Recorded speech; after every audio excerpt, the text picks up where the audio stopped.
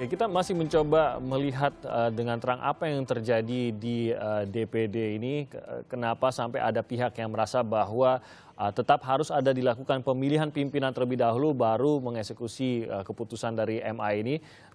Ada juga di sisi lain yang mengatakan bahwa keputusan MA berarti tidak ada pemilihan pimpinan, dan ini akhirnya berarah pada saat ini di mana ada pihak yang mengatakan bahwa pimpinan DPD yang saat ini adalah tidak sah karena tidak mengikuti putusan MA. Nah, tadi dikatakan bahwa Pak Nawardi mengatakan bahwa keputusan MA memang sudah ada, tapi harus mengikuti paripurna terlebih dahulu. Sementara Pak Sofwan, Anda mengatakan bahwa ini adalah keputusan dari pimpinan sehingga bisa diambil oleh pimpinan sendiri. Sebenarnya apakah dengan keluarnya putusan dari MA ini memang harus ada keputusan lagi yang harus diambil?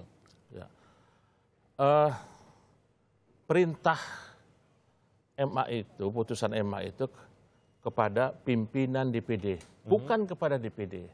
Jadi dalam melaksanakan fungsi dan tugasnya, pekerjaannya, pimpinan DPD ini dapat membuat keputusan. Begitu juga ini pasal 283 nyatakan bahwa jenis produk hukum DPD adalah A, peraturan DPD, keputusan DPD, keputusan pimpinan DPD, dan keputusan alat kelengkapan DPD. Keputusan alat kelengkapan DPD itu berdasarkan rapat alat kelengkapan, misalnya Komite 1. Keputusannya itu ya rapat Komite 1. Keputusan pimpinan DPD ya rapat pimpinan DPD. Gitu. Tidak harus melalui paripurna. Paripurna itu adalah keputusan DPD. Nah,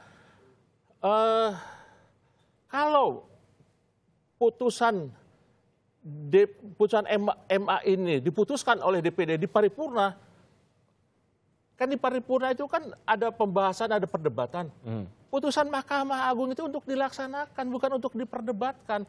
Nah, saya baca surat dari Mahkamah Agung ditujukan kepada pemohon. Pemohon itu Pak Anang Prihantono dan kawan-kawan melawan pimpinan DPD. Mengapa melawan pimpinan DPD? Karena pimpinan DPD itulah yang mengesahkan peraturan tata tertib. 3 orang tanda tangan. Nah, jadi yang tanda tangan 3 orang ini diperintahkan oleh Mahkamah Agung cabut untuk itu. Mencabut keputusan tersebut. Karena rapat paripurna pun sebelum ditandatangani oleh 3 pimpinan ini kan belum sah. Yang mengesahkan tatib itu pimpinan DPD. Ya, itu yang saya agak itu Pak Mawardi, bahwa paripurna itu kan untuk mengambil keputusan DPD tertinggi di DPD, sehingga memang ada pertimbangan-pertimbangan, ada masukan-masukan yang akan dibahas dalam sidang tersebut untuk mengambil keputusan. Sementara ini adalah keputusan yang sudah diambil dan dianggap ada pihak yang menganggap sudah berkekuatan hukum, sudah mengikat, sehingga hanya dieksekusi saja, tidak lagi harus melalui sidang begitu. Tidak perlu. Jadi cukup menyampaikan di sidang paripurna. Gitu. Jadi benar Pak Sofwan tadi bahwa tatib itu memang ditandatangani oleh pimpinan DPD. Berarti Anda setuju bahwa memang tidak seharusnya ada pergantian pimpinan? Apapun masuk tatib itu harus dibahas, disampaikan lewat paripurna. Termasuk MK itu. Disampaikan, tidak perlu dibahas. MA. Kami tidak pernah menolak dibahas, enggak, menyampaikan, silakan disampaikan. Nah, setelah itu baru sah. Nah, kemarin, sidang kemarin, tanggal 4 kemarin, kita sudah menerima putusan MA secara aklamasi, semuanya sepakat putusan itu, sehingga kami kemarin sudah memutuskan juga tatib yang baru nomor 3 tahun 2017, dan kami mengikuti seluruh keputusan MA, tidak ada masalah. Jadi kalau mengikuti putusan MA, tidakkah seharusnya pimpinan DPD ini tidak diganti dalam rapat kemarin itu? Oh, tetap diganti, karena kita pemilihan sudah selesai. Tapi MA kan memutuskan untuk 5 tahun. Apakah ini 5 tahun hanya untuk pimpinan yang baru? Kan dia tidak mengatakan bahwa pimpinan setelah ini. Memang pimpinan DPD untuk 5 tahun begitu. Nah, pimpinan yang saat itu kan masih ada yang menjabat dan belum memenuhi 5 tahun. Mengapa harus diagendakan bahwa pimpinan harus tetap memilih pimpinan baru akan membacakan putusan MA? Ada keputusan DPD nomor 44 tahun 2017. Ya. Itu yang menyebutkan bahwa masa jabatan DPD berakhir tanggal 31 Maret dan diperpanjang 1 sampai 3 April. Keputusan itu dibuat sebelum MA datang. Jadi sangat perlu.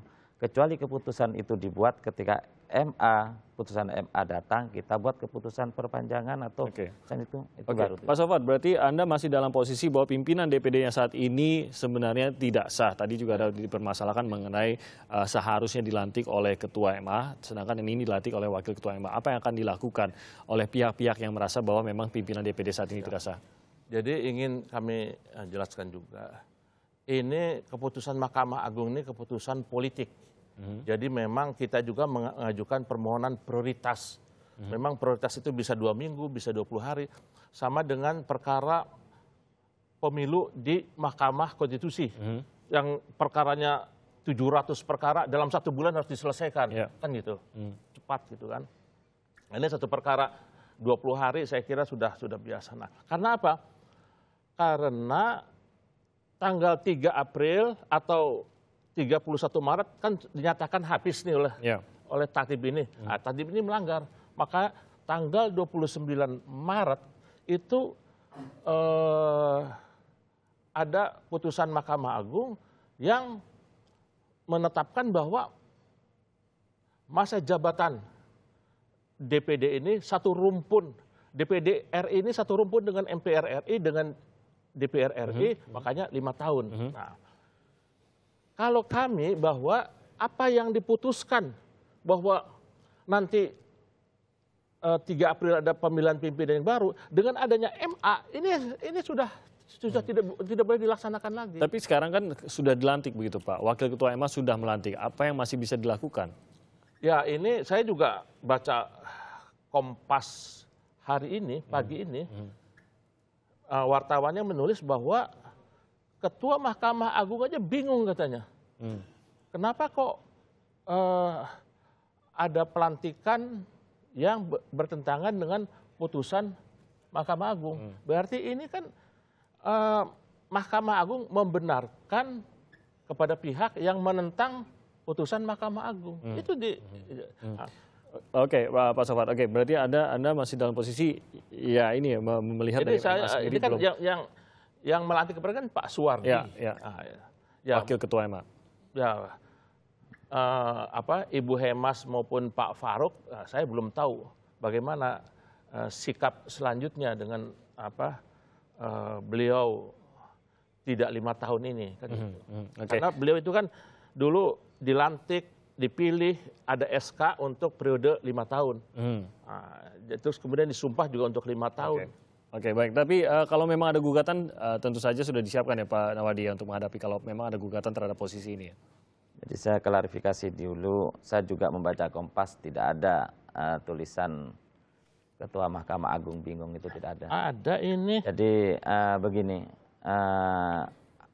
setiap orang, senator silakan melakukan gugatan, itu haknya masing-masing untuk melakukan itu. Dan otomatis DPD RI sebagai lembaga negara kalau ada gugatan ya harus siap untuk untuk menghadapinya ya. Oke, karena rakyat tentu ingin kejelasan mengenai apa yang sedang terjadi di sini dan kita ingin semuanya. Saya yakin dari kedua pihak bahwa Bapak juga ingin agar semuanya berjalan secara konstitusional, tidak ada yang inkonstitusional di sini. Namun tampaknya memang harus lebih bisa dijelaskan melalui hukum. Mungkin nanti kita akan lihat bagaimana dari tata negara melihatnya. Pak Sofat, terima kasih banyak.